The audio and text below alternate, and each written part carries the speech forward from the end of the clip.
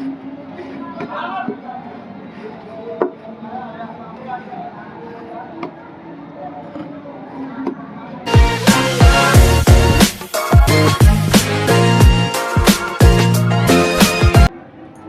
সামনে চলে এসছো, চলো তোমাদের আজকে দেখাবো কড়াইশুঁটির পরোটা। সরস্বতী পুজো চলে গেল, তোমরা তো কড়াইশুঁটির কচুরি খেয়েছো অনেকে, কিন্তু কড়াইশুঁটির পরোটা কি খাওয়া হয়েছে? যদি খাওয়া না হয়ে থাকে তাহলে আমার ভিডিওটা দেখো কেমন করে তৈরি করছি। এই দেখো, এখানে আমি কড়াইশুঁটির পরোটা করার জন্য ময়দা মেখে রেখে দিয়েছি। আর এই ময়দা মাখতে আমি নিয়েছিলাম তোমার লবণ, হলুদ, টক দই, একটু ছাতু, ঘি, এগুলো দিয়ে ভালো করে মেখে রেখেছি। প্রায় 1 ঘন্টা আগে মেখে রেখেছি। আর এখন শুধু লেচিটা করে রাখলাম যাতে কাজটা সুবিধা হয়। আর এখানে কড়াইশুঁটির পুরটা এবার রেডি করতে হবে, তার জন্য আমাকে মিক্সিং বোল তো নিতেই হবে। এখানে আমি দিয়ে দিচ্ছি, এই যে এখানে দিয়ে দিচ্ছি কড়াইশুঁটি। আর এখানে কিন্তু কড়াইশুঁটি সেদ্ধ না, পুরো কাঁচা কড়াইশুঁটি দিচ্ছি, কারণ আমি সেদ্ধ দিয়ে করি না, অনেকে সেদ্ধ করে করে, আমি কাঁচা করে করি। এটা রান্না করতে করতে কিন্তু কুক হয়ে যাবে। আচ্ছা, এখানে দিয়ে দিচ্ছি এই যে কাঁচা লঙ্কা আর আদা আর একটু জল। এখানে কিন্তু আর আমি কিচ্ছু দেবো না, এইটুকু, এই 3টে জিনিস দিয়ে আমি এই পেস্টটা করবো। কড়াইশুঁটি, কাঁচা লঙ্কা আর জল, একটু অল্প করে জল দিলাম, ব্যাস। এবার এটাকে আমি আগে পেস্ট করে নিই। এই দেখো বন্ধুরা, এরকম করে পেস্ট করে নিয়েছি। এবার এটা দিয়ে আমি পুরটা রেডি করব। দেখো কত সুন্দর হয়েছে, পুরোপুরি স্মুথ হয়নি, একটু দানা দানা রয়েছে। এরকম পুর হলে কিন্তু খেতে খুব ভালো হয়। এবার চলো তোমাদেরকে তৈরি করে দেখাচ্ছি পুরটা কেমন করে আমি করছি। কড়াইতে সর্ষের তেল নিয়েছি আর তেলটা গরম হয়ে গেছে। এই তেলের মধ্যে গোটা জিরে আর একটু হিং ফোড়ন দেব। একটু ফ্লেভারটা বেরিয়ে গেলে তারপরে এই যে মটরশুঁটি যে পেস্ট করেছি সেটা দিয়ে দেবো। হিঙের কিন্তু দারুণ একটা গন্ধ বেরিয়ে গেছে।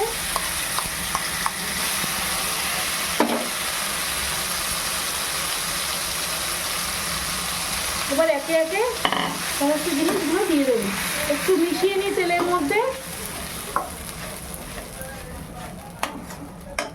এবার এর মধ্যে দিয়ে দেবো লবণ। এই যে এতটা লবণ দিলাম, এই চামচের 1 চামচ আর হাফ চামচ লবণ দিলাম। ফ্লেমটা একটু কমিয়ে নিচ্ছি। আর দেবো হলুদ গুঁড়ো, এটা 1 চামচই দিচ্ছি। আবারও মিশিয়ে নেব। এবার দিয়ে দেবো জিরে গুঁড়ো, এই যে জিরে গুঁড়ো 1 চামচ। এবার সমস্ত জিনিসগুলোকে ভালো করে এবার মেশাবো।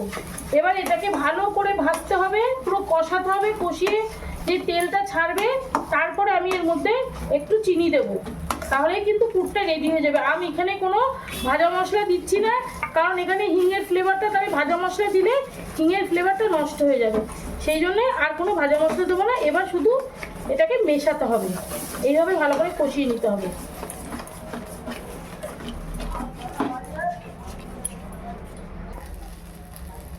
এখানে কিন্তু পুরটা অনেকটা রেডি হয়ে গেছে, দেখো দলা হয়ে আসছে। তোমরা এই পর্যায়ে চাইলে একটু ছাতু দিতে পারো, আমি একটু ছাতু দিচ্ছি। এই দেখো এতটা মতো ছাতু দিচ্ছি, তোমরা চাইলে ছাতু দিতে পারো। এতটা 1 চামচ ভরে দিলাম না, একটু কমই দিলাম, মোটামুটি কিন্তু হয়ে এসছে। ছাতুটা দিলে কি হবে, ছাতুর একটা ফ্লেভারও কিন্তু খুব সুন্দর এই পুরটার মধ্যে যাবে, সেই জন্য ছাতুটা দিলাম। প্রথমে ভেবেছিলাম দেবো না, কিন্তু ফ্লেভারটা খুব ভালো আসবে তাই দিলাম, আর তোমাদেরকে সেটা শেয়ারও করলাম। আচ্ছা, এর মধ্যে এবার আমি চিনি দেবো। একটু মিষ্টি মিষ্টি ঝাল ঝাল হলে পুরটা কিন্তু ভালোই লাগবে। এই যে আমি চিনিটা দিলাম এতটা, আমি একটু ভরে ভরে দিচ্ছি না, দেখাচ্ছি একটু তোমাদের চামচটা ভরে, কিন্তু একটু কম দিচ্ছি। এই দেখো কেমন দলা হয়ে এসছে।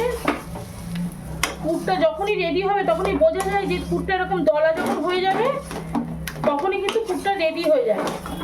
আর একটুখানি আমি শুকিয়ে এটা নামিয়ে দেবো, ঠান্ডা করে তারপরে লেচির মধ্যে ভরবো। এই দেখো কি সুন্দর হয়ে এসছে। এই যে বন্ধুরা, পুরটা রেডি হয়ে গেছে।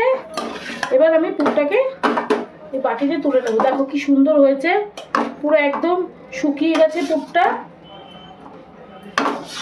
এভাবে সবটা তুলে নিচ্ছি। বন্ধুরা এবার আমি এই লেচির মধ্যে পুরগুলোকে ভরবো। এখানে বাটিতে একটু ঘি নিয়েছি, এইভাবে ঘিটা দিয়ে এইভাবে প্রেস করবো ভেতরটা, তাহলে খেতেও ভালো হবে। আর পুরটা কিন্তু ঠান্ডাও হয়ে গেছে, একদম ঠান্ডা হয়ে গেছে। শীতকাল, ঠান্ডা হতে তো বেশি সময় লাগে না। বাড়িতে যখন কড়াইশুঁটির কচুরি বা কড়াইশুঁটির পরোটা খাবো, একটু বেশি বেশি করে পুর দিয়ে খাবো। দোকানে না তো যে একটুখানি ওরা কিপ্টের মতো করে দেবে, বাড়িতে করতে গেলে একটু দরাজ হাতে করে খাওয়াই ভালো। এই যে এইভাবে সব তৈরি করে নিচ্ছি একে একে।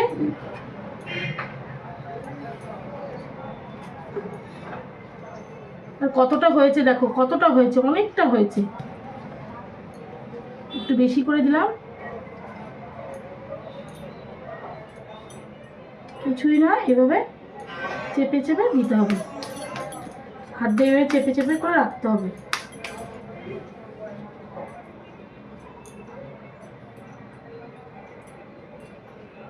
কড়াইশুঁটির কচুরিতে একটু তেল বেশি লাগে, ডুবো তেলে খেতে হয়। আর পরোটা খেলে কি একটু কম তেলেও করা যাবে, আর কড়াইশুঁটির ফ্লেভারটাও পাওয়া যাচ্ছে। কচুরি অথচ কচুরি না, এরকম একটা টাইপেরই হবে। পরোটাতে এরকমই হয়, আলুর পরোটা যেমন করে লোকে, এরকম কড়াইশুঁটির পরোটা। কড়াইশুঁটি দিয়ে এরকম পুর বানিয়ে রুটি দিয়েও কিন্তু রুটিও বানানো যায়। আর এই মাখাটা এত সুন্দর হয়েছে, ছাতু দিয়েছি তো টেস্টও হবে।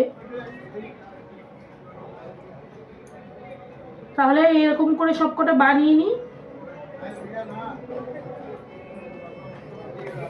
এই দেখো বন্ধুরা, একে একে সব পরোটাগুলো বেলে নিয়েছি। এই দেখো, আর একটা বেলছি। আর সবসময় এরকম করে আগে এরকম হাত দিয়ে কিন্তু প্রেস করে নিতে হবে, তা নাহলে কী হবে, ভেতরে যে পুরটা আছে না, সেটা অনেক সময় বেরিয়ে যেতে পারে। এই জন্য হাত দিয়ে আগে একটু খানিকটা করে এরকম চেপে চেপে একটু বড় করে নিতে হবে। তারপরে এই যে হালকা হাতে, এই যে এইভাবে হালকা হাতে করতে হবে, যাতে পুরটা বেরিয়ে নিয়ে না যায়। আর এটা তো লুচি হবে না, পরোটা হবে, এই জন্য একটু বড় করতে হবে। এইভাবে আমি ঘুরিয়ে ঘুরিয়ে করছি, বেশি প্রেশার দিচ্ছি না। এই দেখো, এইভাবে সবকটা বেলে নিয়ে তারপরে তোমাদেরকে এবার ভাজা দেখাচ্ছি কেমন করে আমি ভাজি। বন্ধুরা ফ্রাই প্যানে তেল দিয়ে দিয়েছি, এবার আমি একটা একটা করে দিয়ে দিচ্ছি।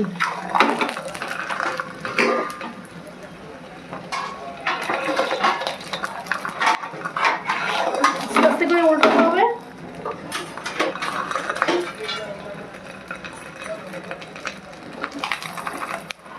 এটাতে কিন্তু তেলটা কিন্তু কমই লাগবে। এই দেখো পরোটার মতোই কিন্তু হচ্ছে, কিন্তু ভেতরে পুরটা আছে বলে টেস্টটা বেশি হবে।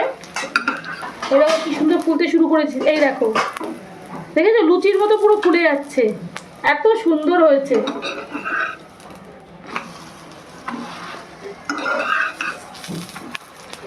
খেতে কিন্তু ততটাই ভালো হবে, যত মাখা ভালো হবে। আর দেখো পুরটা এত সুন্দর হয়েছে, ভেতরটা পুরো ফুলে রয়েছে, মানে ভেতরে পুরো মানে জিনিসটা সেদ্ধও হয়ে যাচ্ছে। এই দেখো কি সুন্দর হয়েছে। আমি এইভাবে একটা একটা করে ভেজে তোমাদের দেখাই। এই দেখো এটা রেডি হয়ে গেছে, এই প্লেটে তুললাম। এই দেখো বন্ধুরা কত সুন্দর ফুলছে, তাওয়ার মধ্যে পুরো লুচির মতো ফুলছে, দেখো কি সুন্দর হচ্ছে।